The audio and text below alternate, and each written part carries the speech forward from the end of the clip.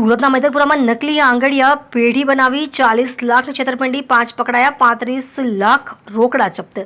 મૈદરપુરા પોલીસે નકલી આંગળીયા પેઢીના નામે 40 લાખ રૂપિયાની છેતરપિંડી કરનારી ગેંગનો પર્દાફાશ કરીને 5 આરોપીઓની ધરપકડ કરી છે।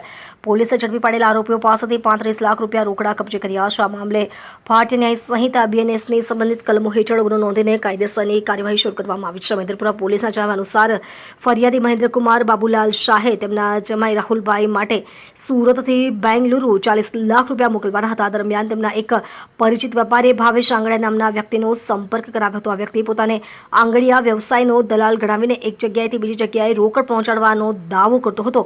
આરોપીએ ફરિયાદીને વિશ્વાસમાં લઈને જણાવ્યું હતું કે પહેલા બેંગલુરુમાં રૂપિયા પહોંચાડી દેવામાં આવશે અને ત્યારબાદ સુરતથી રોકડ લેવામાં આવશે। આ વ્યક્તિ પોતાને આંગડિયા વ્યવસાયનો દલાલ ગણાવીને એક જગ્યાએથી બીજી જગ્યાએ રોકડ પહોંચાડવાનો દાવો કરતો હતો।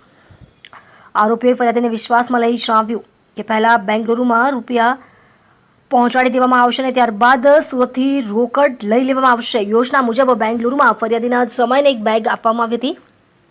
આ બેગમાં ઉપર અને નીચે અસલી નોટ રાખવામાં આવી હતી, જ્યારે વચ્ચે કોરા કાગળો ભરેલા હતા। આ જ સમયે સુરતના મૈદરપુરા સ્થિત ગલેમંડી રોડ પર ગેંગના સભ્યો ખેતરપાલે ફરિયાદી પાસેથી 40 લાખ રૂપિયા રોકડા મેળવી લીધા હતા અને તમામ આરોપીઓ ફરાર થઈ ગયા હતા।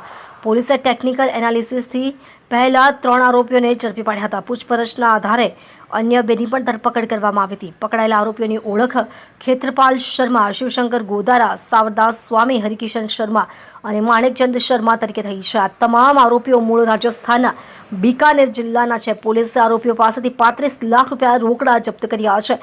હાલ પોલીસ ફરાર થયેલી બાકીની રકમ, ગેંગના અન્ય સભ્યો અને નકલી ભાવેશ આંગડિયાની ઓળખ મેળવવા માટે તપાસ કરી રહી છે।